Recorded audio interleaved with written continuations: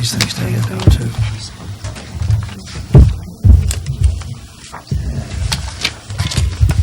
I'd like to call tonight's meeting to order. Ms. Lambert, could you lead the pledge, please? Sure.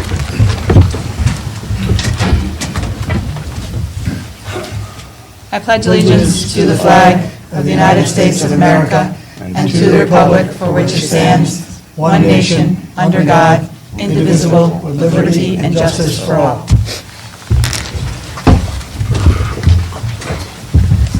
Okay. First item on the agenda is the approval of meetings minutes for October 11th and October 25th. Are there any additions or corrections to the minutes? Hearing none, we'll accept the minutes as submitted. Next item is public comment. I would like to mention that public comment is limited to topics under the jurisdiction of the board. That's pretty much, we are a policy-making board, so our jurisdiction covers policies, what should be in a policy, or whether there should be a policy, how policies are administered or not administered. We don't decide, we do decide things like how far someone should have to walk to a school bus stop, depending on their age and the geography of where they live, but we don't make decisions on where school bus stops are located or where bus routes actually run, for example. And when we do budget deliberations, we deliberate things like how many teachers are budgeted for, but not what we have no jurisdiction over where school teachers are assigned.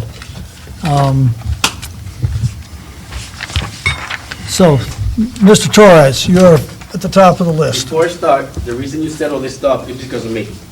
And I know that right from the beginning. You know what I'm going to talk about.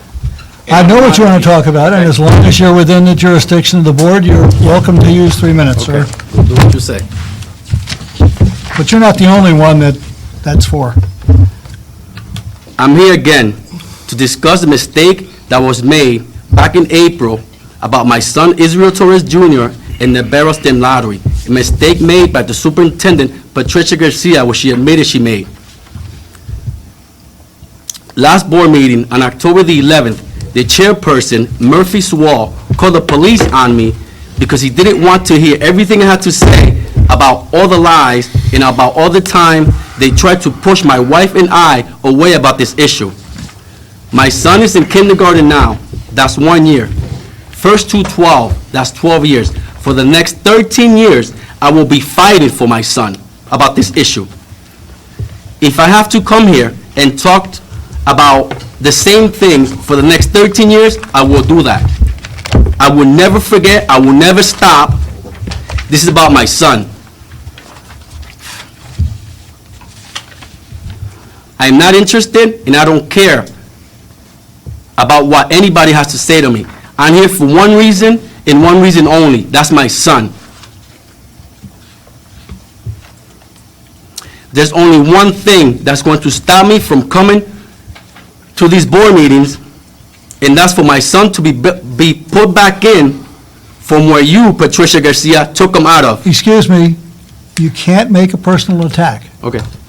On October 19th, I'm not going to mention names at this time. On October 19th, Assistant Superintendent of Operations, Director of HR, Administrative Assistant, Public Information Officer, President of the Union, Mrs. Papaleski, my wife and myself, we all had a meeting to try to bring, and they tried to bring excuses to try to cover up their tracks. The lottery process in the future. I pretty much told them I didn't want to hear their nonsense. And the only thing that concerns me about this is my son. This meeting went for an hour. I don't have the time to tell you everything that was said in those meetings. If you want, you can call me, my number's there. And nothing was accomplished. Then on October 24th, Assistant Superintendent of Operations, Director of HR, the Superintendent, Mrs. Papaleski, my wife, and myself had a follow-up meeting. We had a follow-up meeting from the October the 19th meeting, a second meeting in 5 days, to talk about pretty much the same nonsense as the October the 19th meeting, but in a different way by the superintendent. It does not matter who talks to me, I will face anybody that tries to put a Band-Aid on my son's issue. This meeting also took an hour. So imagine 1 hour with me in all these meetings and all these frustrations about all the Excuse me, sir. same stuff. That's your 3 minutes. Attorney. That's your 3 minutes. No. No, that's your 3 People come minutes. here and they talk for more than 3 minutes. I got 10 more seconds. 10 more seconds, fine. Attorney Frederick Brewington from Hempstead, New York, once said, and I quote, "Once the milk is spilt, wipe it up and throw it out. You cannot put it back in the container." End of quote. And like I always finish, this is about my son. I will never stop fighting. I will not stay with my arms crossed, and I will be here for the next 13 years till he graduates high school.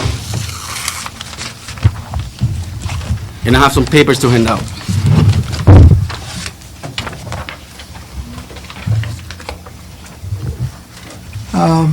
Mr. Hernandez?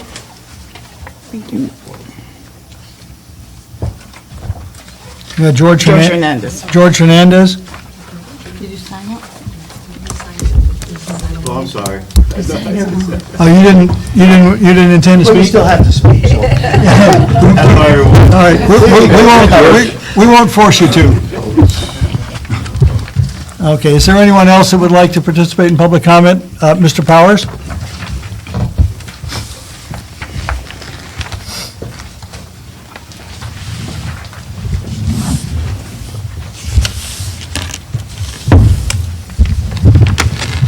Good evening. Is this on?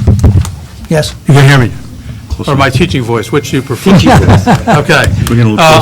I am really delighted to be here tonight because I've been out of town on a family emergency for the last week or so and came back to be informed by the newspaper and by others that I called that the high school program has in fact been approved by the voters of the town of Windham.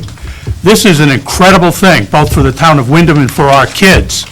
And I just want to congratulate everybody. Dr. Garcia, you have been working very hard since you've been here to see that the community would get together to support our kids, and I appreciate that. Also, I've been attending Mr. Paul Kalajian's facility meetings for the last couple of years and more, and prior to that, who spent a lot of time, and Tracy Lambert's been there, Murphy Sewell has been there, and these people worked very hard, spending many hours looking over all of the options that were available that would be the best deal for not only for our kids, but for the town of Windham in the long run. And so I applaud all three of you and others that have been involved with that process, and a whole bunch of people sitting over here that have been involved and working real hard to bring this about, to spread the word. One of the unfortunate things is some people had been spreading misinformation through the newspaper and through other media, and people here have fought against that. And having taught here for many years, this place is ready for a change. Our young pre-K kids need a new facility. The board needs to move out. They don't have a choice. And this was the best of all options and carries the best price tag. And so for the three individuals and others who have participated in this, it's about time, and thank you for your efforts, and God bless you. Thank you, sir.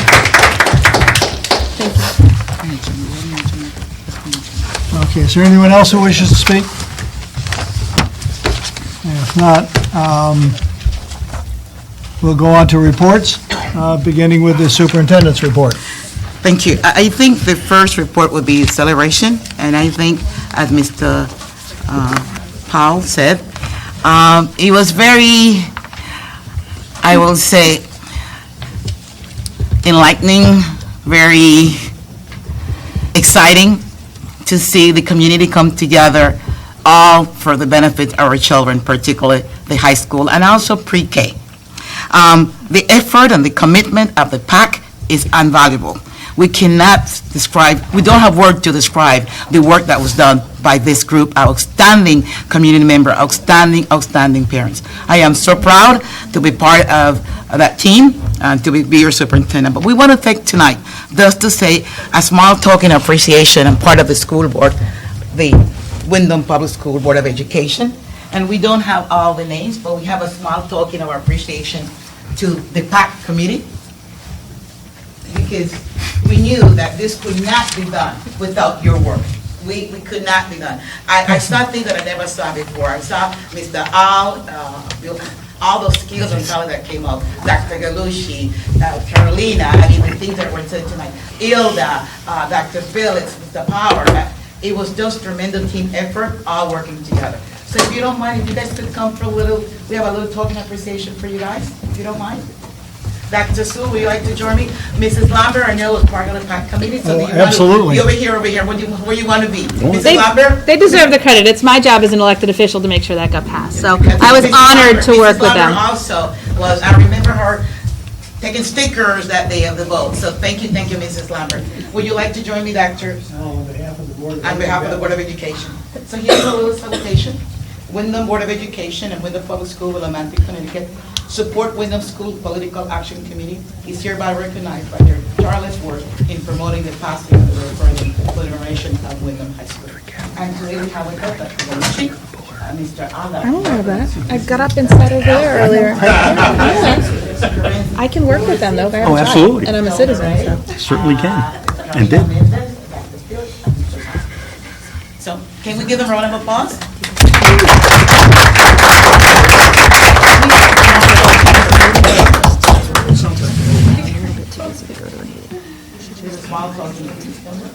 She should be seeing you prior to this. Thank you. Watch her leave. I mean, I came, I think, for at least a month in advance to see what was going on. She's too busy. No. Thank you. Thank you.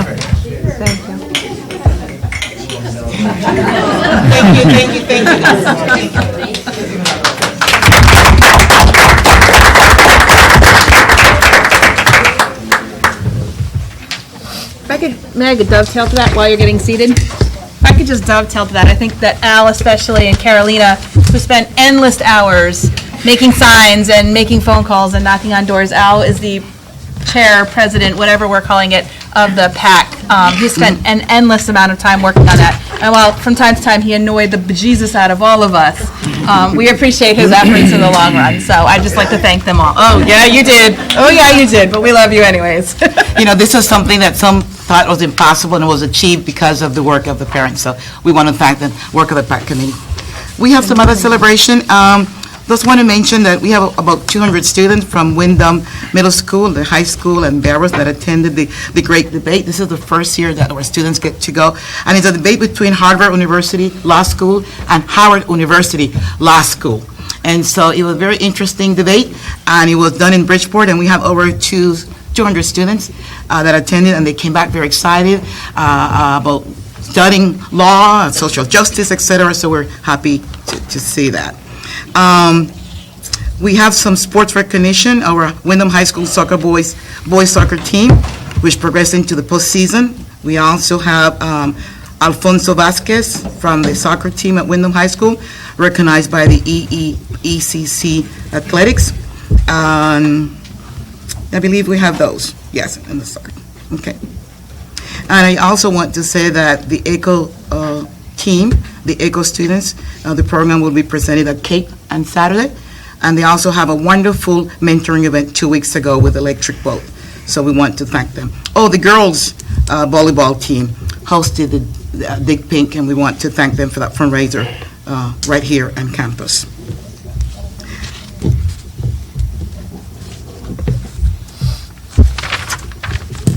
think there are some others, but you can read those. Yeah, I think the others you could just go ahead and read. Oh, the schools, all the school has fantastic Veterans Day event in the schools, and we want to thank the schools. All of them celebrated Veterans Day, and all the events were very meaningful and purposeful in all the schools, and we want to thank all the schools. So that's the celebration. You want me to continue? Okay. So one of the things we're doing this year, a little bit different than last year, is that last year we had a community advisory board. This year, the superintendent also have a parent advisory board, and we also have a teacher advisory board. And so we met with the parent advisory board on November 1st. We had 10 parents that attended, and the suggestion of they are not going to go all the suggestions, but these are topic of interest to the parents advisory board. But one of the things that was very clear, and I think goes along with the renovation of the high school, is the discussion of the profile of a graduate of Windham High School. And so this is a topic that parents are very interested, and I think this is an opportunity to really bring those together with the renovation of the high school. What does the profile of a Windham graduate should look like? And we're not talking only about academics, math and science, but what are those skills that students need in order to be successful in today's society? This is collaboration, critical thinking, a consensus, leadership, etc. So those are topics. Just to bring a little bit of information, what we're doing in the academic area, iReady. We'll talk about iReady, a platform for assessment for K through 8. Curriculum Associate, the developer of iReady, have been a trusted educational leader for many, many years in the area of curriculum. Now they have moved into the area of diagnostic assessment and instruction. They created a program made up of two components, adaptive diagnostic and instruction, that include both online instruction for students and teacher-led instruction.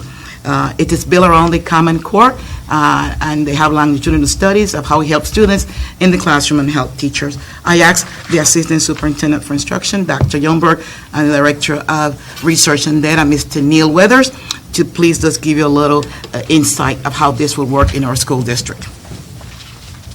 Thank you, Dr. Garcia. Okay. Okay, so as Dr. Garcia said, we are using a new assessment platform. It's actually a combination, as she said, of assessment and learner supports. We'll get into some details, but it supports learners individually in practice on the computers. It also offers teachers the opportunity to download additional lessons already designed, linked back to the Common Core standards. We chose iReady because we had an assessment committee put together it was late winter, early spring, and they actually vetted several different programs. They recommended 3 to the superintendent, so it was one of our top 3 choices of all the ones we went through. It is a state-approved program. It's on the list of assessment platforms the state would like all schools to be using.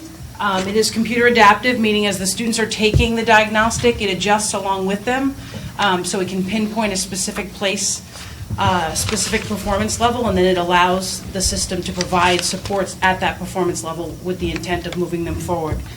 It's aligned, as Dr. Garcia said, to Common Core standards in reading and math. And actually, as she mentioned about the Curriculum Associates, it's actually one of the few assessment platforms out there that was developed after the Common Core was developed. Most of the other assessment platforms that are available were sort of made to adjust to the Common Core standards. This was actually developed after the Common Core standards, which I think is one of the reasons why it's such an impressive platform. And it's very easy for us to administer, very efficient, which is great for the schools. It doesn't take a long time to give the assessment and get an idea of exactly where the students are performing. And Mr. Weathers is going to show you some of the reports that it generates. I think he just handed them out. So you can see how it tells us right away exactly where students fall, whether they're on grade level, above grade level, or below grade level. And then it breaks down each of their scores to discuss what we might need to do to improve their performance. It has, as Dr. Garcia mentioned, it has an extensive menu of practice lessons in both reading and math, and the reports are generated instantaneously. So a student takes an assessment, and a moment later the report is available in very detailed, as you will see when he goes through the reports with you, very detailed information for the teachers to respond to, which is exactly what you want in order to improve instruction, you want to be able to respond to what the data is telling you students need. It's a K-8 platform. It's actually a K-12 platform, but it's really much more appropriate for students K-8, and that's what the committee had recommended. They felt like the high school might look at it and think it's a little juvenile, might not be as motivating to them, because one of the really neat things about iReady is it's an engaging platform. The kids want to be on it. They want to engage in being in front of the computer. It has, even though it's Common Core aligned and it's focused on reading and math, it has little cartoons and animations that connect the kids, or engage the kids and make them want to be a part of it. It is going to be instrumental in our intervention and acceleration process, and in supporting our Tier 1 and 2 instruction. And the last bullet up there talks about how it has been, how it can be correlated to the SBAC scores, and Mr. Weathers will speak to you a little more about that. But we know from our fall assessment, what we gave in September, that when we looked at the scores the students received in September on iReady and we compared them to the scores that students received last spring in SBAC, depending on the grade level, it's anywhere between 74 to 87% accurate in predicting their scores on that state assessment. So that's a really high correlation, and Neil can talk to you about the mathematics behind that. But anytime we know that what we're giving in the schools can give us an indication of where the students might fall on those state assessments is a really good thing for us. We can make adjustments along the way and not wait for those SBAC scores. Any questions so far? All right, so what we're doing with the platform is we're using it 3 times a year. So in September, October, January, and right before the end of the school year, and we're tracking progress over time. We are accessing both the individual practice and tutorial sessions. We're using the MyPath program or process, which basically plugs a student into where their performance level has placed them and walks them through a series of standards that they need to master in order to increase. And obviously our goal is to get every kid to grade level or above, and this platform is going to allow us to do that. We also purchased the Teacher Toolkit, which provides all of the lessons and materials in both English and Spanish, which is another plus for Windham. And we have home access in this purchase as well, so students can actually get on iReady at their homes and on their phones and all that good stuff. So we're pretty excited about the platform, and we really do think it's going to help us move kids forward quickly. The whole process is set up in a blended learning format. So we're always, and we've been making this crystal clear to our teachers, we're always looking for instruction to be delivered by a human being first and foremost. That can never go away. And then there's individualized practice on the computer, and then a combination of the two along with the diagnostic assessment. So we're going to teach them a lesson, have them practice on the computer, and then go back and see how well they're remembering those lessons down the road. So it sort of keeps happening throughout the school year. Questions? Thoughts? No? I know we have only a little bit of time. Neil's going to go over the reports with you, and then there's a quick little summary video that sort of wraps up everything I was just saying. Yes? How does our lack of technology in our buildings affect the ability of the students to be able to access the online?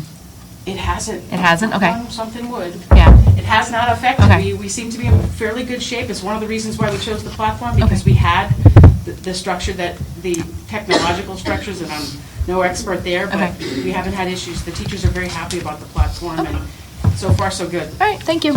And just to piggyback on that, in terms of the diagnostic, that has run very smoothly. There was a couple glitches, I think, in the first day of the window, but when I say couple, literally just a couple. So relatively, I thought it was a great rollout. Very good.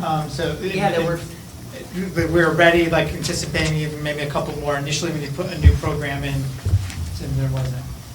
Just to go back really quick to the correlations, what we are trying to look at was we just wanted to see if students relatively were performing well on the SBAC, because we have those pieces of information, how they were doing on this assessment, and we did see a strong correlation in all the grades. That range is because we ran the report from grades 3 to 8, so we thought strong in telling us what we were hoping it would tell us, because instead of predicting right now, I wanted to look back and see, because we already have information of how these students performed, so we wanted to see if it connected.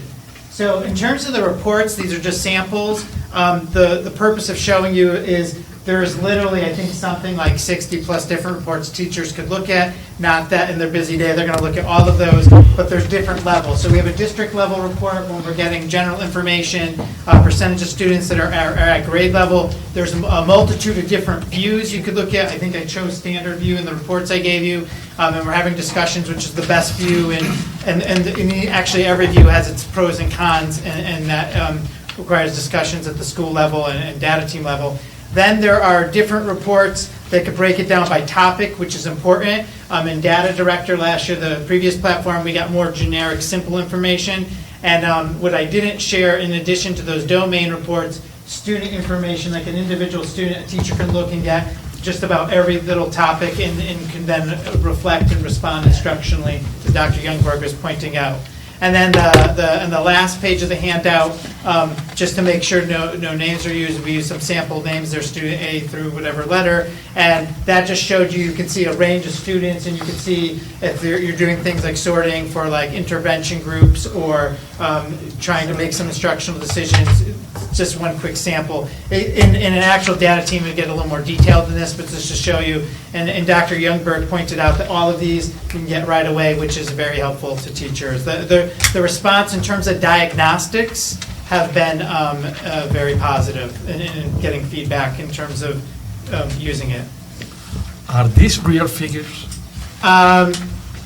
Those could have been snapshot of a building or class. I'd have to look. That may actually be a sample report. And don't forget, some of those, if it's the first page, could be end of year, like expecting what it would be end of year. We are just running right now. Dr. Youngberg knows this because I was so excited, like I was a giddy little kid.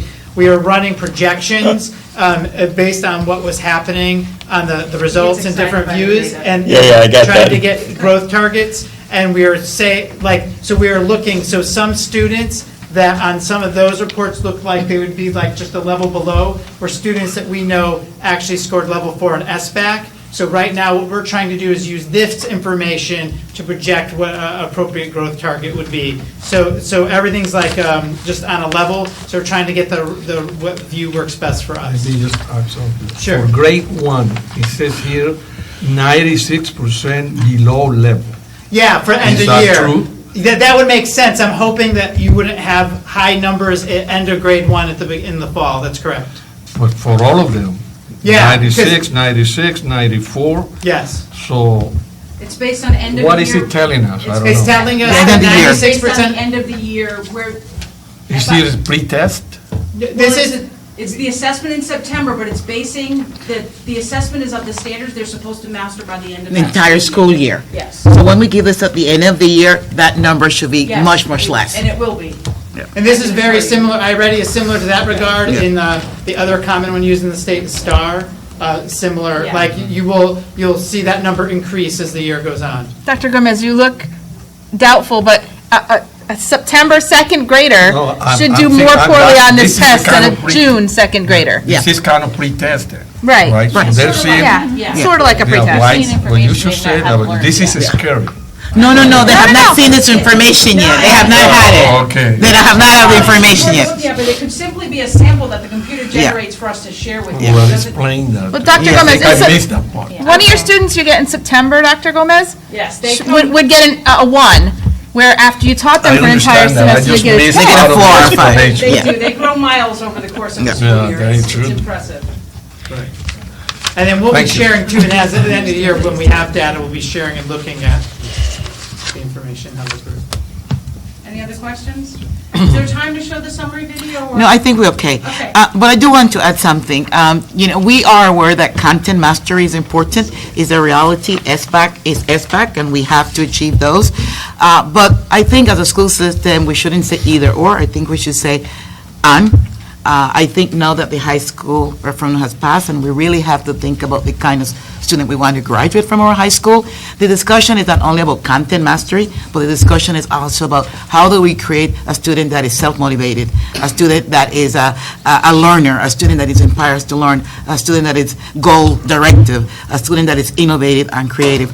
I believe as a professional, and I said it in the referendum, not in the presentation before the referendum that I was invited, that the arts are very important. I think your creativity and innovation come from the arts. And it's very important that in the K through 3, kids are very creative. Something happened that as they go to middle school and high school, they're less creative. So I think one of my goals as superintendent is we have to have content mastery is a reality, but it should be content mastery and how do we get kids to be self-directed learners, to want to learn. I was looking at a report from Google, and they said who they hire, and they said in their report, it said, we do not look at the transcript of the people that we hire. It means absolutely nothing to us. There's no correlation between transcript and who we hire. They're looking for people that are leadership skill, consensus builder, global citizen, et cetera, et cetera. So I am really thinking about those things and how we can start having the conversation now with the opportunity of what kind of students we want to graduate from the high school. So I just want the board to know that content master, we have to do it, but the conversation also will be, the kind of students. And, I asked the conversation, what kind of student or citizen I want my daughter to be when she graduates? And that's the same type of skills and knowledge I want the kids in the school system to have when they graduate. So just to put it out there, because I know some of you may be thinking, this is all SBAC and content, but this is something that we need to do, and we need to do the rest also. Any other questions for us? Good job, guys, good job. Thank you. Very briefly, we had Dr. Pedro Noguera visit, and I want to say, you guys, if you attended, thank you, and if you did not, you missed a great opportunity. It was so inspiring to hear Dr. Noguera. As you know, Dr. Noguera is a researcher and a scholar in the area of equity and poverty and ethnic demographics and how they affect school. Everyone that attended was very, very impressed with his presentation. It was invigorating, and people ask me today if we can get him back, and no, it's difficult to get him back. It's very hard to get him back, but I want to thank Eastern. This was done in collaboration with the Department of Education at Eastern, and I want to thank them and thank Karen Lopak and Arana Mudambi, who orchestrated the whole thing. So, and the students were very, very pleased to have an opportunity to speak with Dr. Noguera. So, maybe? Dr. Garcia, was it videotaped? We actually in Eastern, I think Eastern videotaped it because we had it at Eastern. So today I think we put our request out that they videotape it to share it with us. Well, that would be great Yeah. for those of us who couldn't be there. Yeah. And I tell you, it was very impressive. We had the town manager there, so it was nice to see the town manager there, very interested. We had people from around the state that came from New Haven and other places to hear Dr. Noguera. It was very, my staff was there, and it was very impressive to hear. Yeah, very inspiring. Just a little bit, because you already attended the Success of the Parent University on October 28th. And as you know, this is something that has been very successful for us, and we continue to do. Those are a brief overview, and this was the first one this year. And just to let you know that it was very successful. Parents really enjoy coming to Parent University, and this is an opportunity for us to engage parents, but also to educate our parents. And we take this very, very seriously. State of the School, you all are invited. All of you guys are invited. Everyone here is invited to State of the School. On the 21st, breakfast will be served at 7:30 at Barrows Academy. We look forward to seeing you there. This is the second year of State of the School. And we extend an invitation to the Path Academy team and board members that are here tonight, and to the principal, and hope that we will attend. Okay. Budget calendar, we took Mr. French suggestions, and we made actually 2 attempts, Mr. French, not only one. We put the SGC in 2 places in the budget calendar, just in case if somebody missed the first opportunity, they will have a second opportunity. So thank you for your suggestion. Students coming from Puerto Rico, did I give you guys, do you have a list? Did I share? Yeah. Do you have it already? Oh, this is a new one. So the one that I gave you Friday, get a new one. Updated? Outdated.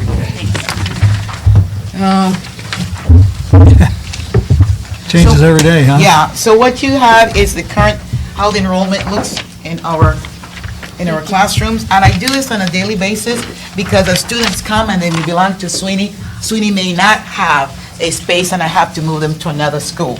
So what you have is the current enrollment at the elementary level, and what you have in the back is, as of today, this evening, we had 57 students from Puerto Rico. This does not include 4 more that came at the end of the day. So they will be on the list tomorrow. So this is starting since Janet, what day we say was this, after October 1st? September, I think it was September 20th. The hurricane, so we'll start coming in October, 20th. 20, yeah. So as you can see, and we had 4 more that came today. So that's 16 since the report you gave us on Friday. Yes, yeah. The school that is the hardest hit right now, I think, is the middle school. So 6th grade, we're getting a lot of 6th graders. So we're keeping track of this, and we're keeping, and again, we're looking at the classrooms, and if they're filled, and if you take a look at 3rd grade at Natchog, I can't put anyone there anymore. So if someone comes for 3rd grade Natchog, I have to move them to another school. If you take a look at Windham Center Kindergarten, hard to put anyone there. I'd have to move them maybe to Natchog Kindergarten. And so there may be some issues with transportation because they may not be in the same transportation zone. They will not be in the same zone. If they live in Windham Center, they have to go to Natchog. So this is just for your information. And again, by tomorrow, this is obsolete. I mean, there will be another report by Friday with other new numbers. I have a question on that. Are we able to get have we been successful in applying for the McKinney-Vento funding? We're using the McKinney-Vento. The state authorized us to use the McKinney-Vento. We're using that money currently. Good. Every single penny of it. And I do want to say to the board, we have a centralized registration center. So when students come, the parents come, there is one location in the district that they go to get registered and to get all the additional services. So the team is composed of the Director of Special Education and his team, the Assistant Superintendent for Operations. We also have transportation, et cetera, and social services. So when the parent comes, they can go to one location to register in the district, and all the information and all the services are provided to them there instead of going to all over town. Okay, so let's go. And now it gives me great pleasure to talk about our alternative education program. I do want to say that across the country, and I think we have something for you here. Can you skip the partnership with the fire department? Oh my God, I skipped the partnership with the fire department. I'm so sorry. I am so excited about the alternative education program that I skipped the fire department. So I do want to say to you, this is a really exciting partnership. I'm really excited about this partnership. Another one that we're very excited about. I don't remember in my 4 years being here that we have had the opportunity to really present a workshop to the fire department. I think this is the first time that we have done that. I have never remembered that. And so I want to thank Suzanne Croft and Mr. Miguel Pavon. And I also want to thank the BCBA, I can't remember her name right now. Sarah, yes, that presented the Autism Spectrum Workshop to the fire department. And it was well received. They want us to come back. They wanted her to come back. And the fire chief is a former graduate of this high school. And so it was well received. So this was a very nice partnership. And it was a very learning experience for them. And I do believe we have some videos and some things that were done there, and they were given materials and handouts and things of how to detect that with the students and how to respond to students, and so this was very helpful for them, and so they want more, and so we'll be able to give them some more workshop, right, Miguel? Absolutely. We have something planned in the near future? Not as of yet, but I'm excited to know that they're actually interested, right, in responding appropriately to students who, they have no training, right, on students who are on the spectrum who can, obviously when we say spectrum, we're talking to the most significant to least, so it's exciting to know that we can have that collaboration. Should we propose that with the police department? Well, we can reach out, why not? We can reach out to because propose that that. seems to be particularly relevant. We can propose it to the police department. So we're excited that this partnership with the fire department, and we already talk about other areas that they have some question that we can service them. We'll be happy to do this workshop with them. So we'll propose to the chief police department. Okay. Another partnership that I'm very excited about is the alternative education program with the Path Academy. And I do want to recognize tonight that Mrs. Edith Ray is here, the CEO of Path Academy, Mr. Hernandez, Chair of the Board of Education, Chair of the Board of Path Academy, and Dr. Vega, the Principal of Path Academy. So across the country, alternative education program are serving students that will not function in the traditional school or students that are not succeeding in the traditional environment. Therefore, alternative education program offer different approach to teaching, a different approach to deliver instruction to students, and all of this is aimed to help students stay in school or help them prevent the dropout from school. As you know, a couple months ago, we embarked in looking at how do we establish an alternative education program. The state has mandated that we need to develop an alternative education program for our students. We have taken several months discussing what we want it to be, how it should look, and what is the purpose of alternative education program. And we had conversation with different agencies. Initially, we thought that we'll have the program downstairs in the basement, the Kramer building. Unfortunately, we have to move, so that shifted where we could have this program. But we're very committed to saying these students need to be successful, these students need to have the same type of opportunity, those in a different model, delivered differently, but they still need to have access to the content that will make them successful in college or career. At that particular time, something happened that was very impressive. Mrs. Edith Ray became the CEO of the Path Academy. She reached out to us, we reached out to her, and we are very, very pleased with the relationship, the partnership, and the friendship that we have developed Windham Public School with the Path Academy. Can I call you CEO or what? CEO? Management She really understands the needs of our students, and she's committed as Windham Public School to making sure that these students are successful.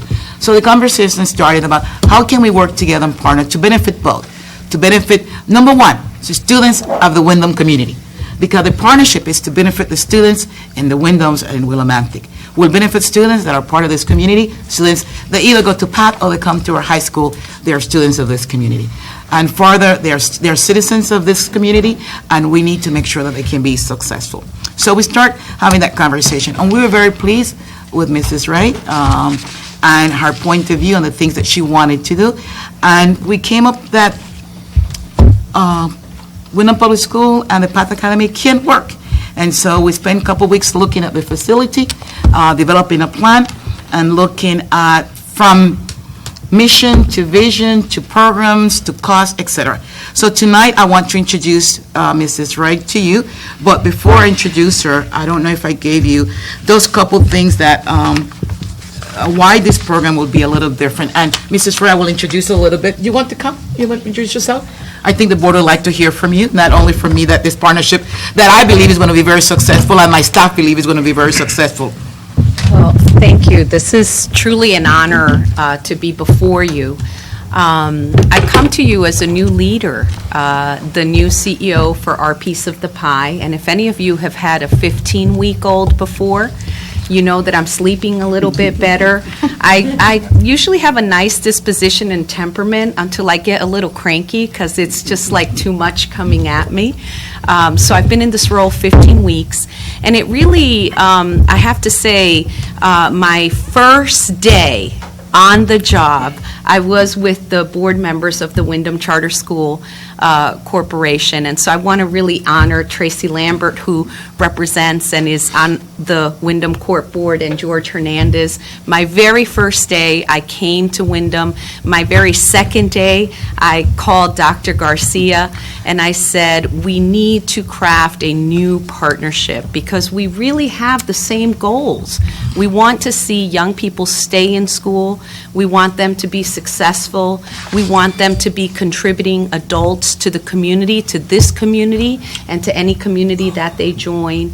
And I come to you with experience both in nonprofit, most recently having worked for a significant stretch at Hartford Public Schools.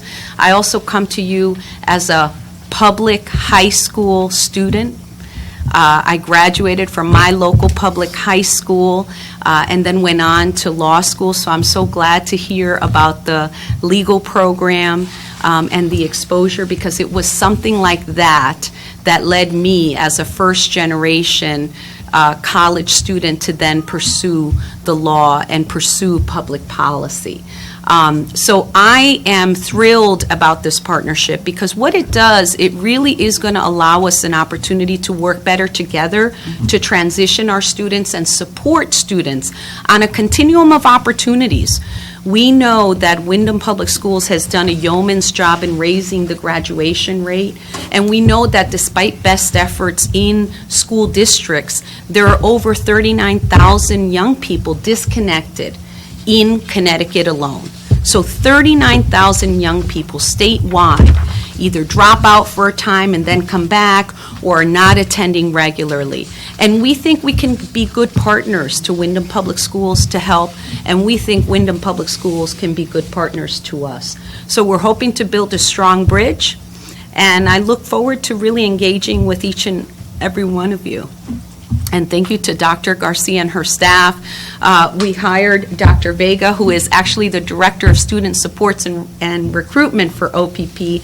Our acting principal could not be here this evening.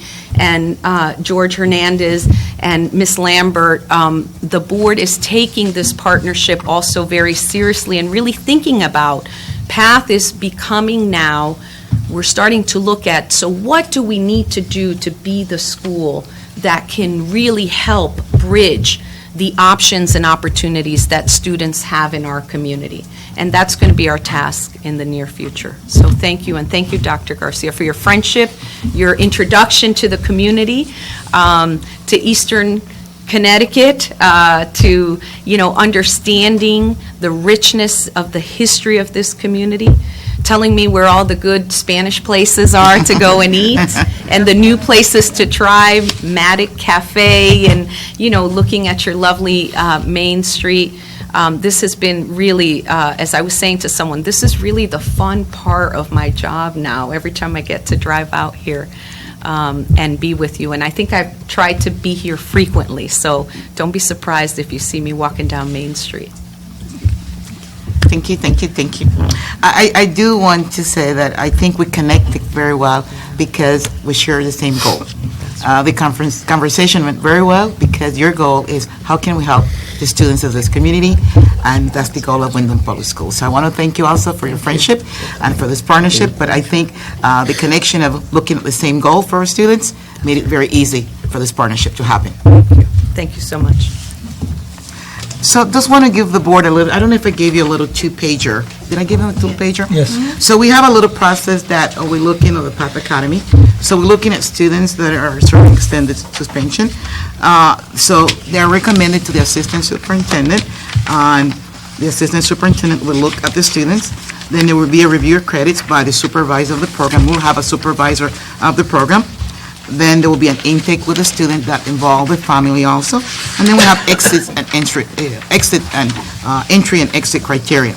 But more importantly, we're looking at this program differently. This is not just we could send students to a PATH Academy, PATH is going to have them. It does not work that way. If you take a look, we have 10 indicators that we're looking at to make this program successful. We're looking at the mission of the program, how we will shape the education plan of the students, what is the purpose of the program. We're looking at leadership. We will have an on-site person there, on-site during the hours that the students are there to make sure that we monitor the program and the program is doing what it's supposed to be doing. We're looking at climate and culture. We'll have an on-site person to make sure that there is a safe and healthy climate. Staffing. Energetic, we'll be using staffing from the PATH Academy and some staffing from Windham Public School or that are employed by Windham Public School, but mostly staff that is committed, definitely committed to make sure that they implement the practices of alternative education. Curriculum and instruction, we're looking at that to make sure that students have access to the regular curriculum. So if they need algebra, they can get algebra. If they need science, they can get science. Students' assessment, we'll be ongoing monitoring of these students to make sure that they're getting the credits that they need to get in order to graduate. And then there will be transitional planning. If these students stays at PATH and will graduate from PATH, how will it look once they graduate? If they're coming back to us, coming back to the public school, there also will be some transitional planning. We want to make sure that if they come back, they also are successful when they come back to the high school. And another component that we put in place was parental engagement here. We want parents to be partner in this, so we'll be having support for the parents and training for the parents. So lots of conversation taking place. I am very, very excited. Miguel Pavon and Bill Johnson are part of this team that are working with the PAT Academy, and I don't have words to say. I really think that this has been something that we wasn't in making for a long time, and we just didn't find the right partnership for our students. And we have lots of students that this will benefit. So any question? When you say lots of students, what kind of numbers are we talking about on average, do you think? I think for right now, we're looking about 15, Miguel, about 15? About 15 we're looking right now. 15 or 15. 15? 1.5. 1.5 now, but it can be much higher in the year as students go and if they transition back. Some may not come back. So there are two different programs with PAT that we're looking at. One, when PAT was designed, and I was not here, but I know that the original intention when PAT was designed, that students that were overage and undercredited could go to the PAT Academy. Okay, that was the original intention. So we want to really go back and look at that very, very, very carefully. But in addition to that, this program is a program that the state will mandate that once students are expelled or suspended, et cetera, that they need to receive their education as if they were in the high school. So PAT will serve a double purpose of partnering with them to make sure that we can meet the need of those two groups of students. Okay, so expelled is relatively long-term, but what's the average length of a out-of-school suspension? It can go from 10 days to 30 days to 40, just depends on what we deem appropriate at the hearing. And depending also on the infraction. Okay. So if it's a 10-day out-of-school suspension, can this program work in 10 days? I mean, or? Well, it can work because during 10 days, students will have the opportunity to have access to instruction. So they could go there for 10 days and then come back here, or decide to stay there for longer than 10 days? If the program worked for them after the 10 days, then they could stay there. Okay. All right. And if they're suspended for more than 2 or 3 days, we're supposed to provide them with tutoring anyways. So this will eliminate our need to do at-home or off-site tutoring, and will enable them. Tutoring's gone. They mandated alternative education. Right, so it'll take the place of that. So I didn't mention this, I did mention it in your report to the board. You know, I'm excited about all the other benefits to students, but I want to say that financially also is a benefit to the school district. Definitely a benefit to the school district. This will cost us less, if it will cost us more if we're going to implement the program on our own. This is a saver for us. So It does seem like a win-win. I mean, It Path definitely a Academy win-win. is there. There doesn't seem any reason for us to duplicate the service that they're able to provide. And we're not having to send them out of the community. Right. And so we keep them in the community, but we also keep in touch with the parents. And so, you know, one of the components that we put in here is contact with the parents, training for the parents, support for the parents, to help the parents to make sure that they can be successful also. The other possibility here that I think is that we may have students in high school who have not been suspended or expelled, but nevertheless are struggling in the traditional high school curriculum. And this might be a better program for those students, because one of the problems with the original conception is that if a student drops out of school altogether, we tend to lose them. And we can't find them, and Path Academy can't find them. So we need to, if they're going to end up as, quote, overaged and undercredited, if we can identify that before they drop out of school and get them into a program that can help them, this is also, that's consistent with what a Path Academy is there for. It's definitely a preventive measure. And it's also something that benefits us, because we don't have students who drop out of school without a complete education. That's a rather, the numbers that I've seen say that a student who fails to finish high school compared to a student who does finish high school, the difference to society is about $100,000 a year per student. And that's for 40 or 50 years. So that's, that's millions of dollars by the time you look at it over a lifetime. We need to figure out ways to help students that struggle with the traditional high school program to get into something that they can succeed at. Well, so if this works, this is great. Well, the conversation still continue. We still have some things to iron out, but I think are minor details. We agree on the fundamental principles of this program, and so that will make it very easy for us to continue with the minor details that need to be done. Good. Yeah, I am very excited about it, very, very excited about it. Because our students will have a place, those students that do not fit in a traditional classroom will have a place where to go now, and we don't have to be looking for them, or where do they go? They have a place where to go. And then now we can assure them that when they graduate, they can find a job, or they can do something that in the past we just didn't know.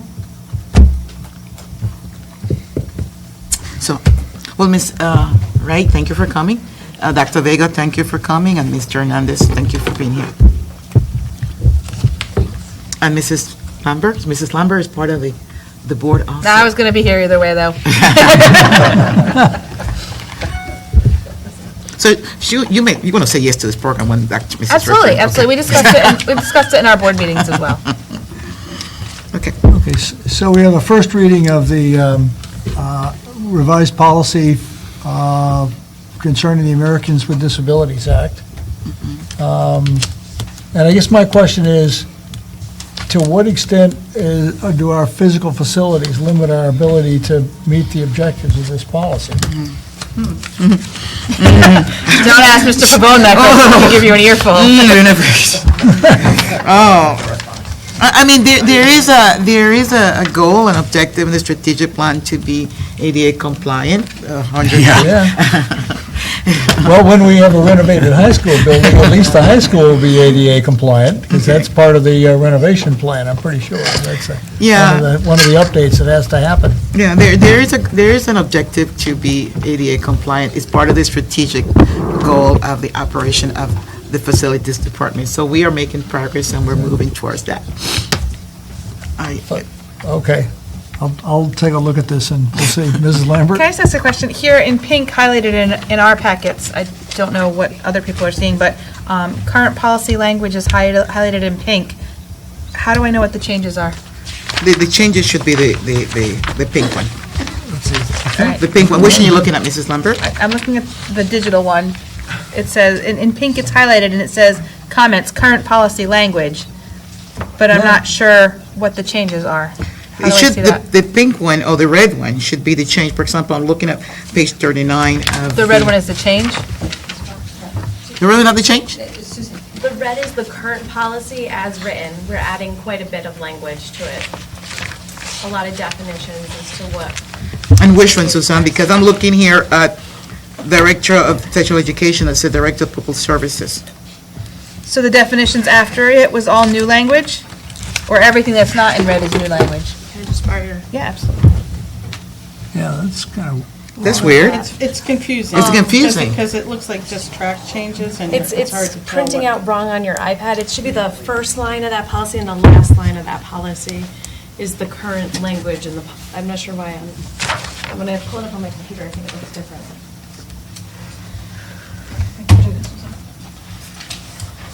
So is there any way to get some kind of clarification? Let me see that one, because which one's what the changes are? I'm obviously not going to vote against it, but I just want to know what I'm voting for. Right. Compliance is compliance. We don't have a lot of choice on that, but still, I'd like to know what the... I'll have to get back to you because I don't. I think mine is different. Yeah, it's hard to see what's new language. Yeah. I'm sorry. So can we just get? Yeah, we can put this on for another board meeting. Yeah, we put it together. Clarification. Yeah, put it together again Via email. and make sure that the new language is... Okay, we just put that one for the next board meeting. Yeah, okay. If we need to pass it in a timely manner... No. Okay. No.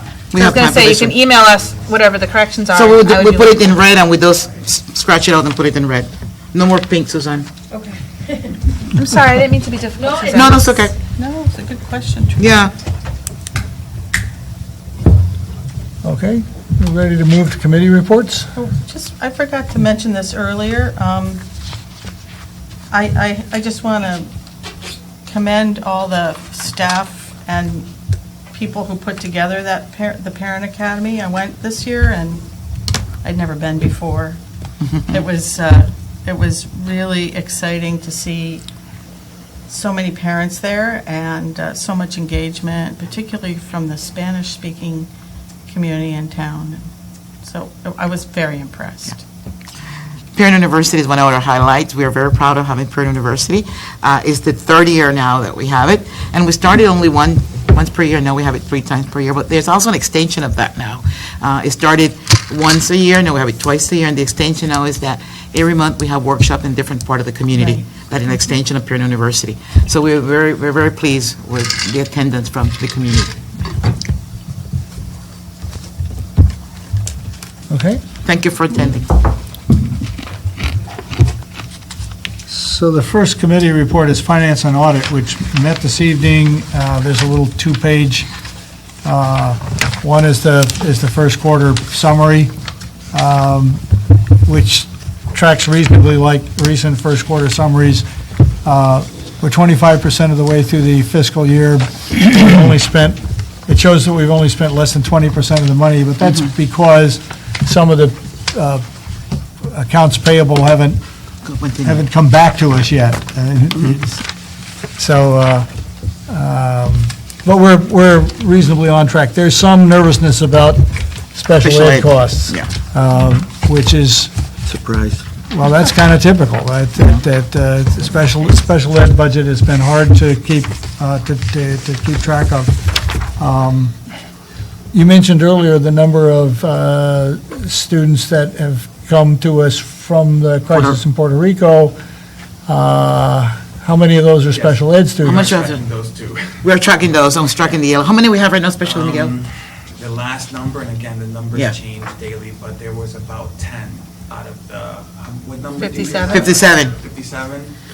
It could have gone up beyond 10 a little bit, but it was about 10. So 10 out of 57, that's a higher percentage than the special ed versus our existing population, is Yeah. it not? It's almost 20%. 20%, yeah. Almost Yeah. 20%. Those are students that come pre-identified. They're Yes. identified, All right. they have IEPs. Peace, yeah. In some cases, when they don't have IEPs, there is some documentation that says they Mhm. did have this service, and so we are putting them in and going through the process. Mhm. Great. We are tracking, however, how the impact of these numbers is going to impact our original numbers, right? They can't help but. On original budget, I mean, so Yes. we really are looking at how this will FYI, impact the when budget. that time comes, Yeah. right? Don't look at me that way. The article in the paper It's not my that fault. essentially said that the numbers of students have not risen to the level that it's creating difficulty is kind of before you really assess the impact on special ed, because if there's a higher fraction, a large fraction of those students that are special ed, then that's going to create budget difficulty more than just the total numbers. Absolutely. And so we may have to, keep a close eye on that. That's going to be, otherwise, I believe that now that the state has their budget in place, I believe that the state grants are more or less what we expected. Yeah. No surprises, or at least no surprising cuts. But unfortunately, no surprising gifts either, so. No, we don't have more money than last year. Yes. They have not Well, increased I think we have money. less money than last year, but we knew that was going to happen. So we got pretty much what we told the Board of Finance last spring we were going to get. But the crisis in Puerto Rico may create some other stretches. Okay, the second sheet is some transfers that our finance director is asking for, so I would entertain a motion to add approval of the transfer request to our agenda as action item F. So moved. E, I'm sorry. Second. Yeah, No, F. it would be F. F, because there's no, Okay. the old A is gone, so. Do I have a second? I seconded it. Ms. Lambert seconded it. Okay. I just want to So- say before we're adding it to the We're agenda. adding it to the Okay. agenda. We'll, assuming that that's okay, we'll take it up when we Great. get to it. So is there any discussion about the motion? All in favor? Thank you. That's sufficient to add it to the agenda. School planning and design. Mr. Kalajian? Well, we've had an interesting year, and the past few months, we have had bumps in the road and had to do some adjusting because of the imminent move out of Kramer and the fact that we really didn't know whether or not the referendum would pass, and then what would that mean, and how we were going to shuffle that and or reorganize around those issues. So we now have some clarity. School planning and design will meet normally come up December, the first Thursday in next month. And at that point, we will begin the discussion about restabilizing the picture of the master plan and how we're going to organize what comes next and what runs parallel to what. And we, of course, are in the process of working on getting out of Kramer. We'll be moving into the high school and the middle school temporarily, sort of. But that will come as it comes.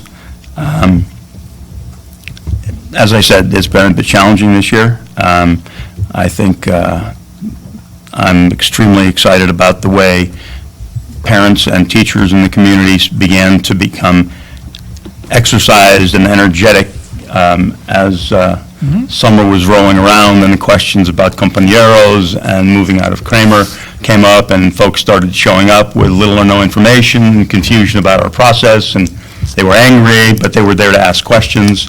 And so 3 or 4 times we just shelved what agenda we had and addressed their concerns about process and helped them get a clear picture. Mrs. Lambert was great in offering the history, a very long history of the process. And that helped a great deal. And then the referendum came, and that energy, those folks that had been coming to school planning and design became the core, I believe, of the PAC. And then they drew in more people, and I really am excited because I think that core group of PAC folks are going to be active and energized going forward in this process of reorganizing the footprint of the district going into the future. I'm really happy that they worked so hard. Those guys did a phenomenal job. So, we've got stuff to do, and we're going to do it. And For the record, even though it was in the newspaper, but not everybody reads the local paper, what happens next with the high school referendum? Well, there's some technical things that happen. Once the referendum is passed and accepted by the state, there's school facilities with DAS has a number of meetings with the district, representatives from the district, the superintendent, our facilities director, and our architect at the time to talk about getting clarity on what the ed spec is as it was presented to the board and approved. And then I believe the town will begin the process of taking formal application from people who are interested in being on the building committee. That committee, once formed by the town and approved, will identify a chair and a recording secretary, and then they'll start the formal process of putting together the resources in the form of technical experts, architects, designers, engineers, who are going to help implement and design what we're going to do with the building. And that body, that building committee, is the authority going forward. They're the ones that distribute the money. They're the ones that deal with all of the process that goes into the renovation. Okay, so basically the town renovates, that building committee appointed by the town renovates the building. The role of the Board of Education, as I understand it, is to simply monitor the compatibility of what they're doing with the education specification and make sure that the resulting renovation does what it's designed to do. I believe it's not really a monitoring sort of But it still has to end up Yeah, and being the there's- education specialist. Right, exactly. The ed spec, the board has, the district has input on that component of it. Yeah, Right. that's the one thing that we're left Right, responsible exactly. for. Right. Okay. Thank you. You're welcome. Mr. Flores Alvarez isn't here this evening, has the policy, can we have a first reading, and have we got a report from the policy committee? You serve on that, Mr. Sard? No, they didn't meet the last. So they haven't met? No. that's- Okay. That's okay. So the executive committee did meet. Wait a minute, I gotta get myself back to a little note there that I had on that. The executive committee met, where'd he go? There it is. Sometimes reading my tiny type. On the subject of the, coming up with a system for evaluating the superintendent. And what we've asked is for the superintendent to put together a proposal for us, which will be delivered shortly after we swear in the new board at our next meeting. Not at that meeting necessarily, but right after the first of the year, I guess. But we're going to basically follow the outline that we got from CABE, which would ask the superintendent to propose how to, what she proposes to use as a standard for evaluating growth and student achievement. Educational leadership with the board, staff, and community, what deliverable we can expect to get over the next year. Organizational management, community relations, relations with the Board of Ed, and the last one that's on there is personal and professional qualities and relationships.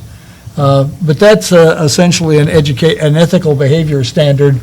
I don't know how much of an outline we need for that, but at any rate, we can expect to get a proposal to the executive committee and then we'll negotiate back and forth so that the superintendent and the board are both happy with what the evaluation process is. Yes, Ms. Ide? Thank you for not calling me Mrs. Sorry. What I was going to ask is, since I'm new to the board,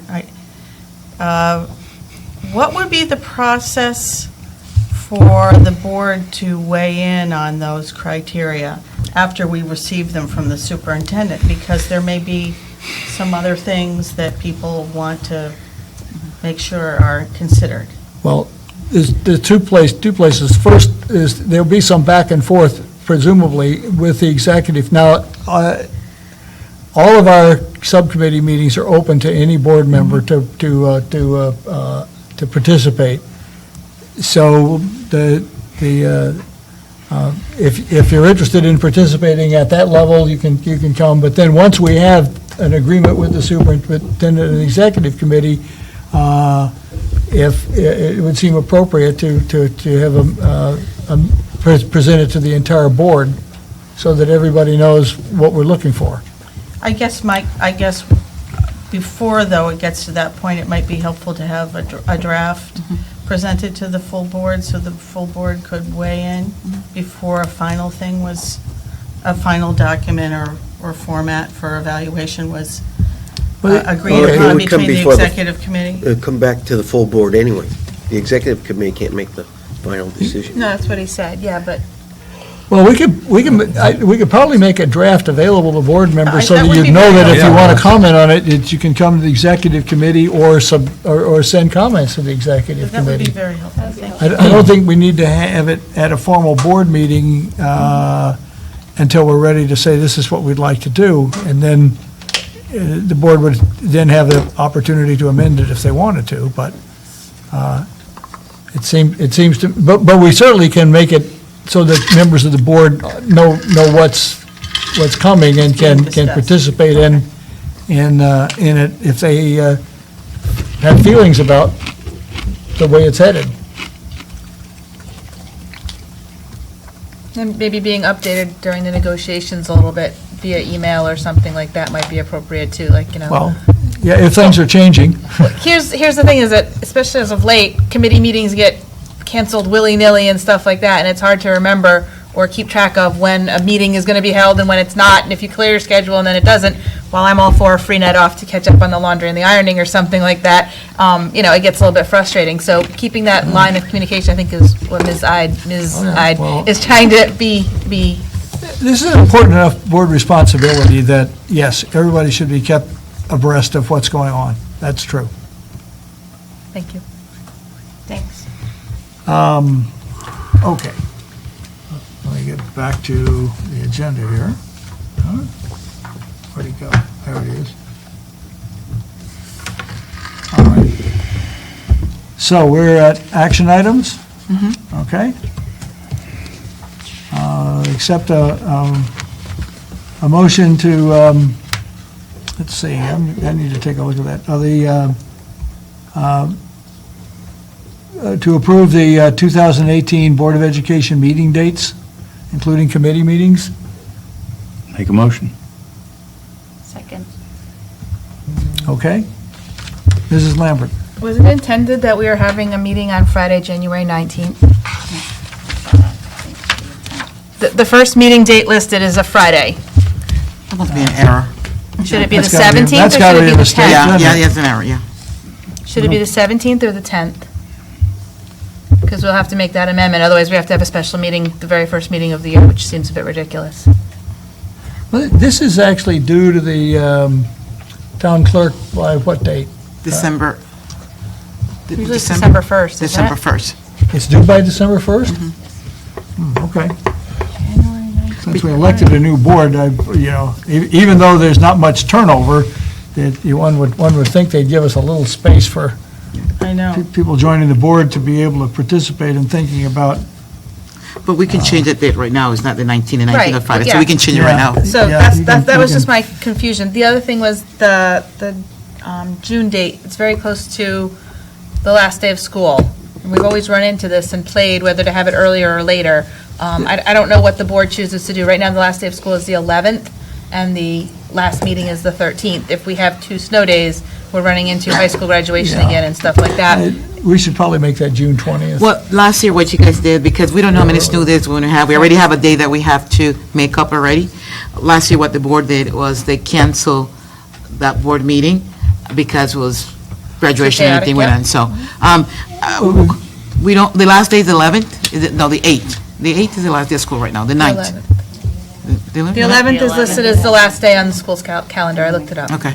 Okay, so the first meeting should be January 10th, right? So 2 weeks before January 24th. So we have to make that change to The- January. Right now, we can make it right now. The June meeting, After you cancel it.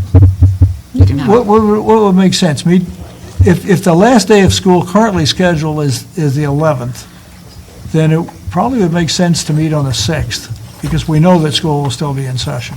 We'll have all of the elementaries and middle promotion ceremonies. Promotion those days, ceremonies, so- yeah. Okay, so those are all going to... I don't make this up. Yeah, I I'm know, just going along with it. all right, well, Can't make it up.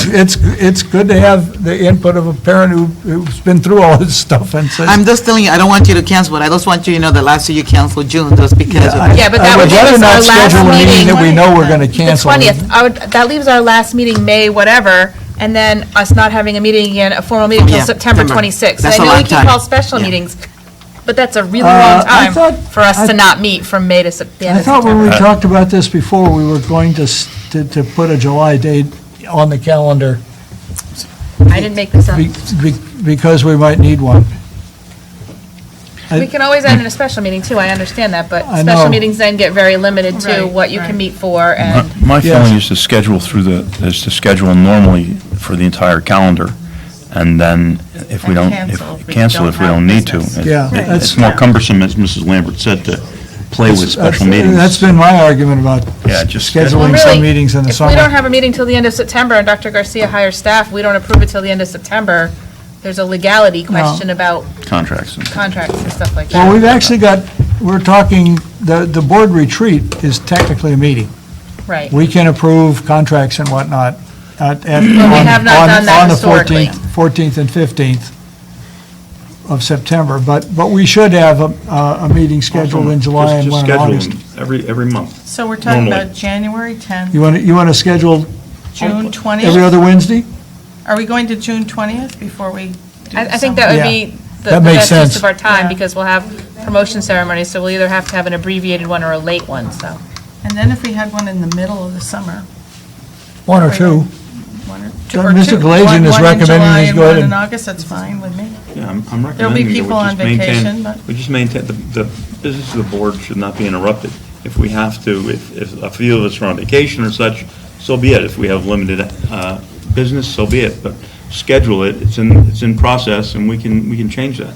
Special meetings are cumbersome. It's and a easy pain to in the butt cancel the because meeting. communication It's hard to create becomes one. broken, you It's know. just the way the process works. So what Mr. Kalajian is recommending is that we schedule meetings on the second and fourth Wednesdays of July and August. And then we can cancel them if there's nothing for the agenda. But if we- September is a significant if we- time of the year for us. And we can decide in a timely manner so that people have, you know, so people don't say, oh gee, I was counting on your having a meeting. July 11th and 25th are the 2nd and 4th, Yeah, and August 8th and 22nd. okay. Okay, Perfect. Do we need an amended motion and second then? You just said it. all right. Well, I didn't make the motion or second it, so you and Ms. Lassard have I to do would, that.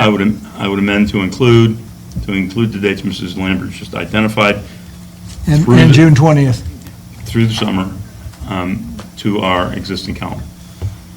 And I have to agree to that? Did you second? Yes. Oh, yes. Yes, you would. So let me, That's- just as long as to you're okay with clarify, That's that's with the corrected January and just to June clarify, the dates are January 10th, Uh-huh. June 20th, those are both corrections from Right. previous dates or changes, July 11th and 25th, and August 8th and 22nd, Okay, and then resuming our regular September on schedule. yep. We're there. That computes for me. Okay.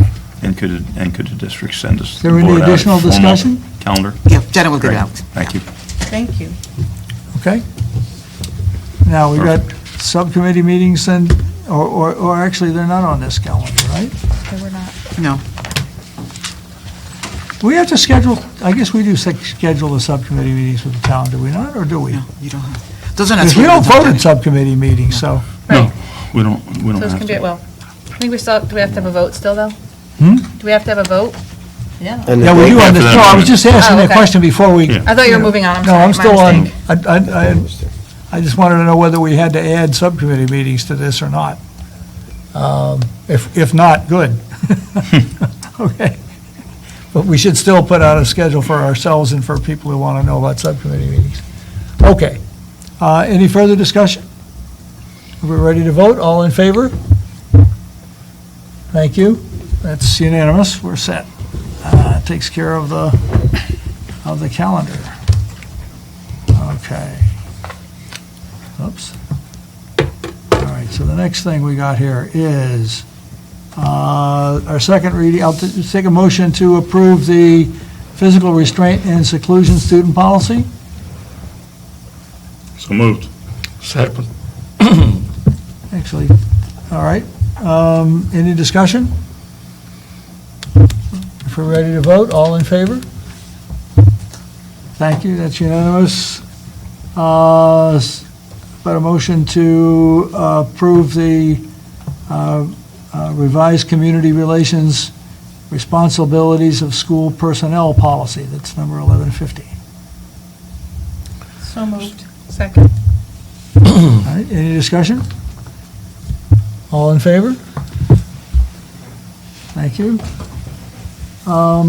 And let's see.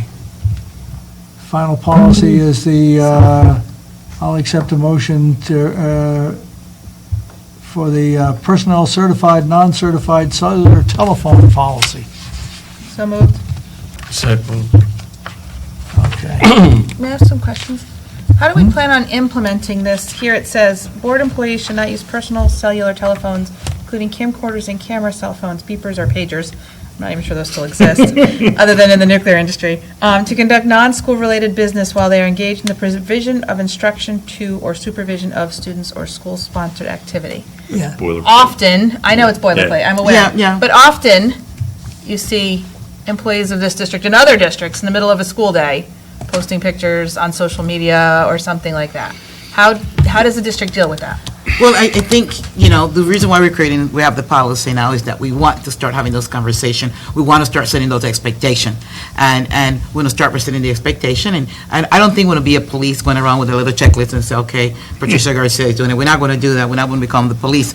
But if people don't know that that's the expectation, then we can't expect them to adhere to it. So I think they're setting the expectation. Yeah. Conversation. Yeah, conversation, I think expectation. conversation with the union would be most helpful, in this kind of endeavor. It becomes self-policing to some degree. So, and also on here, it says that, the district employee was responsible for cell phones and their safekeeping. How many, at what rank do we give cell phones out to people in the district? Yeah. I mean, I understand you get one, I understand your directors and department heads and stuff like that at central office. Who else gets one? Well, yeah, we're very restrictive on that. People that have to be out in the community, people that have to be in touch, that we have to get at all time, like the attendance coordinator, because you have to be out in the parents in the community.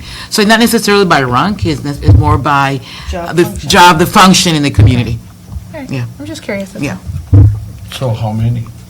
I don't have the exact numbers, but I can get you that. About? I don't have the exact number, Just curious. but I can get you the exact number. Okay. I was just curious what the standard was for getting a cell phone. I mean, we get iPads, and that's fine. I use mine at all my meetings and stuff, but They're how many outdated. people, Yeah. I can get them. Okay. So I have not given new cell phones out. I think maybe only one person since they came. So they had them prior to mine. Actually, I took a couple of them away. But I think only one person since I arrived, I gave a cell phone, new personal. At least we're not giving people cars. No, that's good. That's my pet peeve, being on the town When you get council, to is people who get municipal cars. Municipal So cars. At least we're not doing that. Okay, we don't get that kind of budget, Ms. Hyde. Either does the town. Neither do they. Okay. Any additional discussion? Okay, if we're ready to vote, all in favor? Thank you. Okay, item E is a approval of the personnel recommendations in reference 4. Personnel recommendations, reference 4. I've got this on my computer, I have to jump back and forth to get to the... Is there any comment or discussion Need a motion. on Yeah, these? I make the motion. Second. Okay. All right.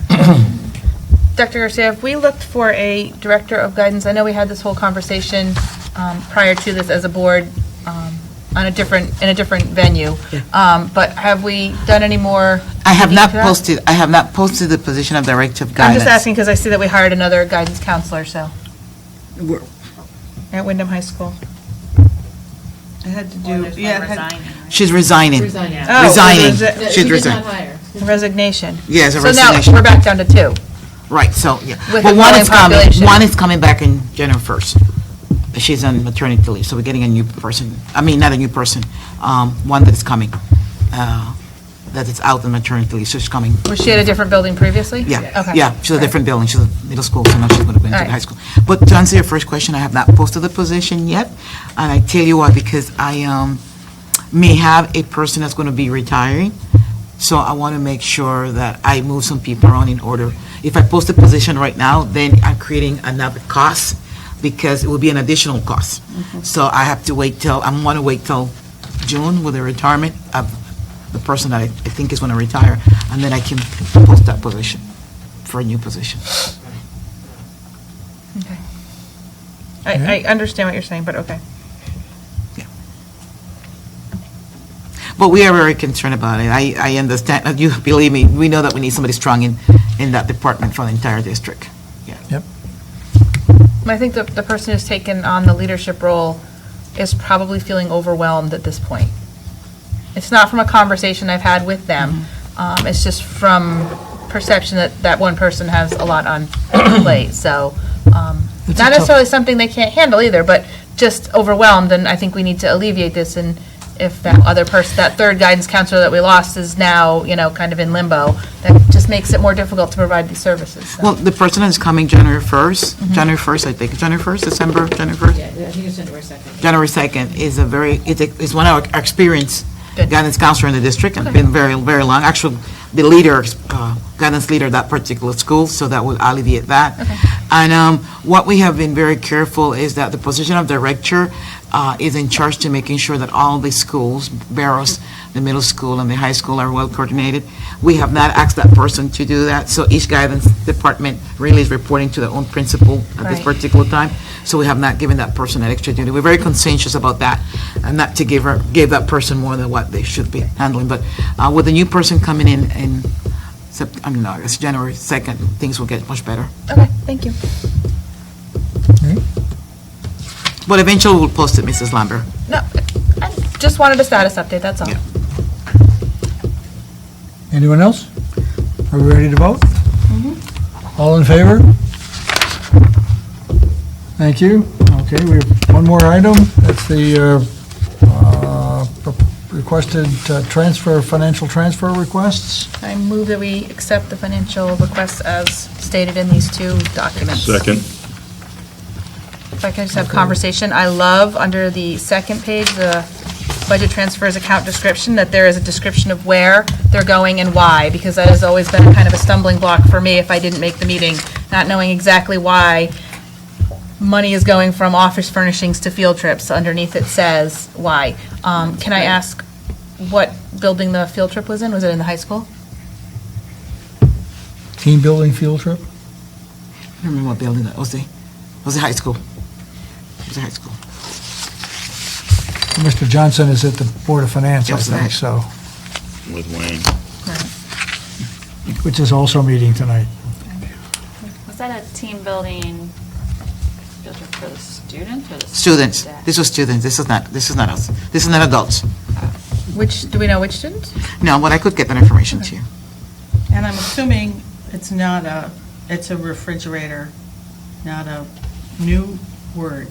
What? Refrigerator. It's refrigerator. Refrigerator. Yeah. The person didn't spell it correctly. It made it look like some French thing. No, it's refrigerator. I've heard- Keep crepes Fun and canapes in there. refrigerator staff lunch wrong room. with this You word? want to go down? $700 refrigerator. No, the refrigerator. Funny. Well, actually, a refrigerator could cost easy to. Yeah. $700 yeah. for a refrigerator. Because you did one that was What the 9,000. device is. Well, maybe the person called it refrigerator. You don't know. Maybe that's a refrigerator. It looks like it's a combination between a fridge and a piece of furniture. Yes. Well, it's one of those built-in refrigerators. No, we don't have that. We just have a basic simple refrigerator. Okay. Okay, are there any additional questions or comments? If we're ready to vote, all in favor? Thank you. That's also unanimous. All right, Dr. Sewell, before we go to public comment, may I ask a question?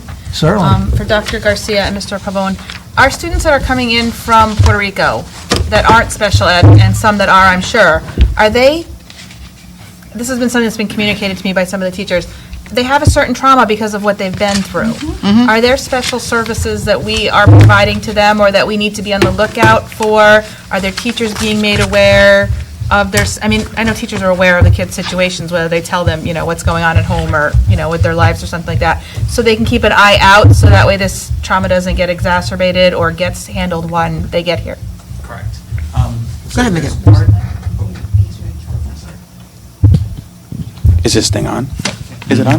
Can you hear me? So there is, like Dr. Garcia mentioned, the centralized registration team at central office. So part of that registration process involves getting that information, providing those resources to the family first in the community, and then having a transition to the school.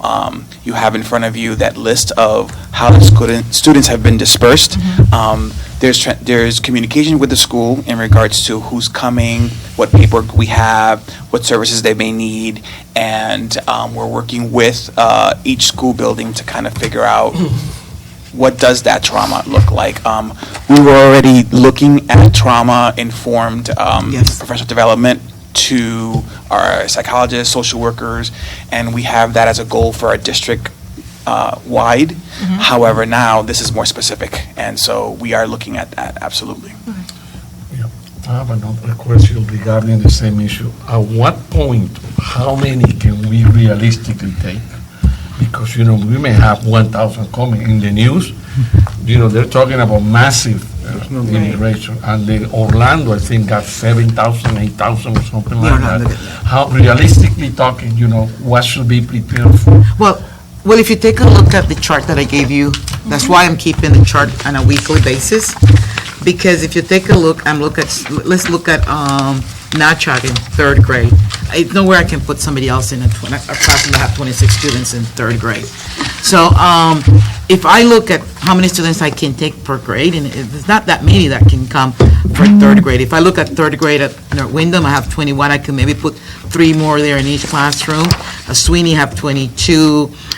Windham Center has 22. So if I look at 3 and 3 and 3, about 6 more kids in some grades, and some grades I can't put any, for example. So what happened to other ones? I mean, well, I think. How do we manage? Well, and then there's the time that I come back to you. I come to you and said, okay, we need to open a classroom somewhere.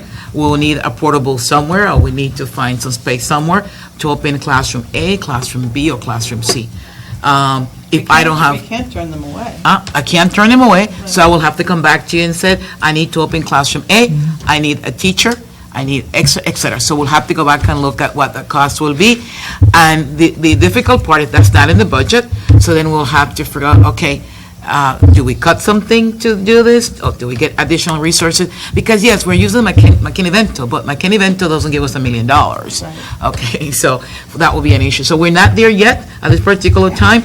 I hope we don't get there yet, but if we get there, then I'll have to come back to you with a plan. It may be an ideal question in some form for school planning design. Not that I'm looking for another issue, but I mean, within the subcommittee system, that would be the kind of question that the committee should look at. An exercise. Well, exercise some sort of examples on the way to deal with that influx. If I understand from reading the paper, the governor's office is also tracking this and at least saying that if the numbers get overwhelming, they will make an effort at least to find money, more resources for us in terms of money. Hold your breath on that. The other thing is, I mean, one of the things that limits what will happen here, though, is housing. To the extent that students are coming and staying with people who are already here, then they're here. But that we're not going to get very much in the way of families who do not have someone to stay with already in town because the housing situation in town as tight as it is. Yeah. And there are surrounding communities with excess capacity in their schools. That's another way that the problem conceivably could be solved or dealt with in some way. It's one of those bridges that you cross when you get to it. I think we can, this trickle is beginning. It can give us a good, I hate to say it, but, exercising how a community deals with this kind of thing. We were looking at, the district has been looking at our numbers as a static and a reduction over time. Our populations are going down. We didn't see any large jumps, and because of the problems in Puerto Rico and Virgin Islands, we may very well be seeing that jump that we weren't anticipating. So it might be something that we should look at as soon as possible. Well, especially large parts of Puerto Rico are still in a situation where people haven't even been able to get out to the airport. It's not a whole lot better than it was a month ago. Yeah. So the roads are still difficult, and so there's still people trying to get out who haven't been able to get to where they can get out yet. The other thing that occurs to me is that if we are taking in up to 20% of these students as special ed, and some of these classes are 23, 24, there are state regulations on how many special ed students you can put in a classroom, whether we have to hire more paras or special ed teachers or, bless you, or any of those things. We have to make sure that while we can open up another classroom, if they're all overwhelmed and putting us out of compliance with special ed regulations. Yeah, so that would be the students that can go to our, that need resources. I don't have the self-contained classrooms here. So for example, I don't know in the autism program at Windham, how many students, if we have receiving a new one. I know we started a new autism program at Sweeney, Yeah, where did we start a new one? But those programs are at capacity. Yeah, our capacity right now. Yeah, already, the self-contained programs Yeah. mostly. Luckily, we have not received students with those.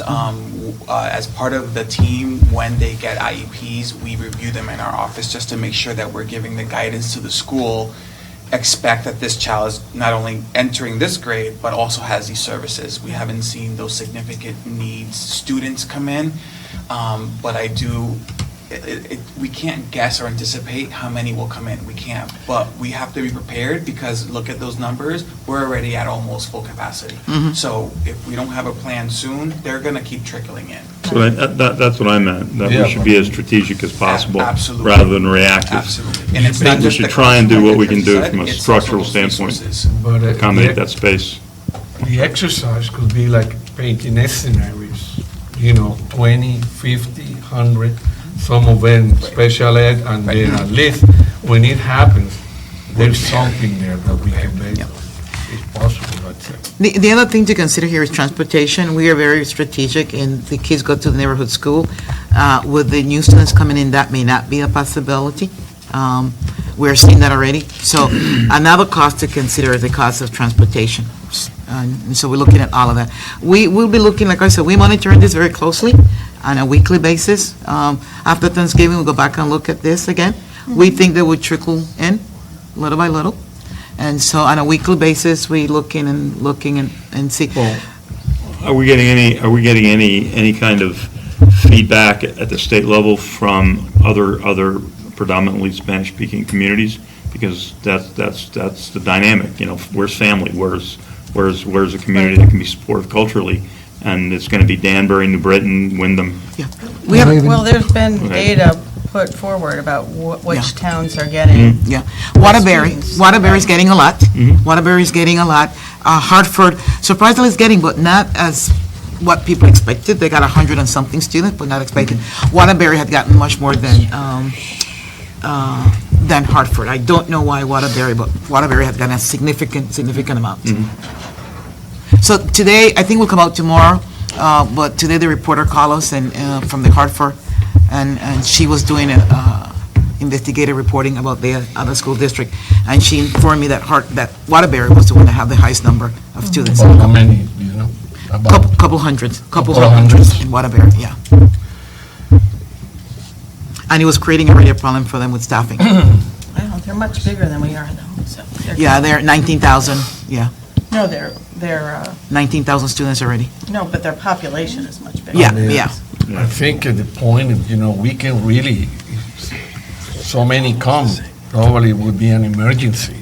We could enter instead of emergency because of the funding, the places, the resources we need. So you usually have a plan, preparedness, you try to think ahead or plan ahead. If this happens, like a hurricane, like whatever other storm. Well, the first plan, I think, would be looking at where would we have the funding. And so for me, that would be the first place. Where can I get some money? The state is not giving us additional money for this.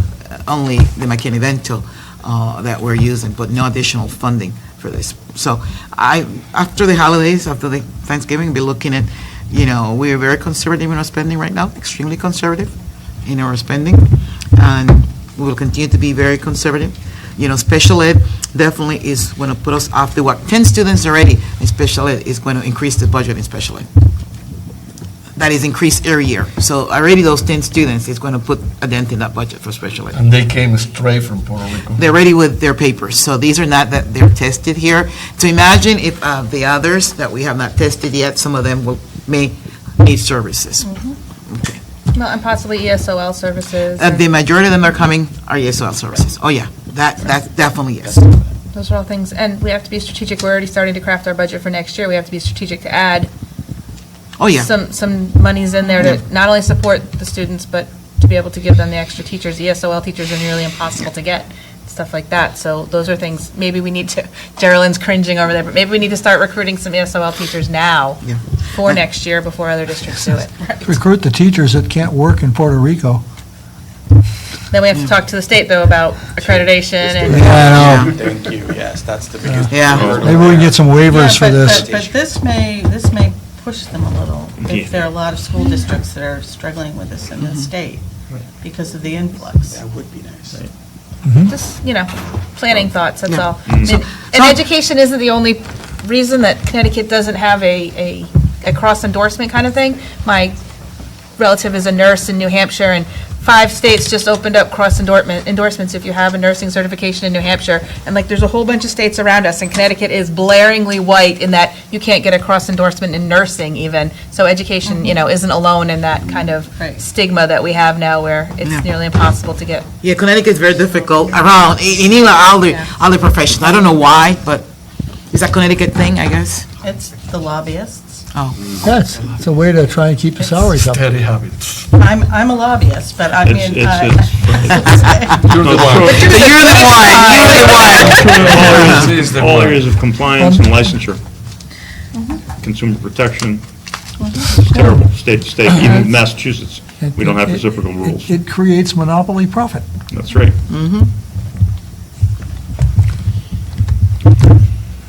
Okay. George, you got anything to say? So, are we ready to? I can see a whole lot, so you don't get. Is there?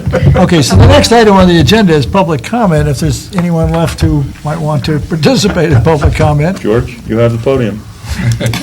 Say so. Thank you for the opportunity to collaborate with the school district. We look forward to really making things happen for our youth that are in special needs. So thank you for the opportunity. Good for us, too. There it goes. Can I just say something? Yes, ma'am. I would like to acknowledge Mr. Montalvo. He's not here tonight with us, but I really would like to acknowledge and to thank him for his service, although he's not here tonight. Yes. It's too bad he's not. Was he sent a letter? What letter? Thanking him? She did already. Yeah, I already called him, and we had Oh, something for okay. him, but he's not here tonight, so we will get, we had a certificate for him and something. Yeah. But we want to thank him publicly. Yeah, he's denied us a party. Should. Okay. All right, do we need an executive session? No, we don't have anything. The human resources, we don't have nothing for executive session. We don't have anything. Okay, so if there's nothing for executive session, then I can entertain a motion to adjourn? Closing order. Second. Everybody, thank you very much. Did we vote on it?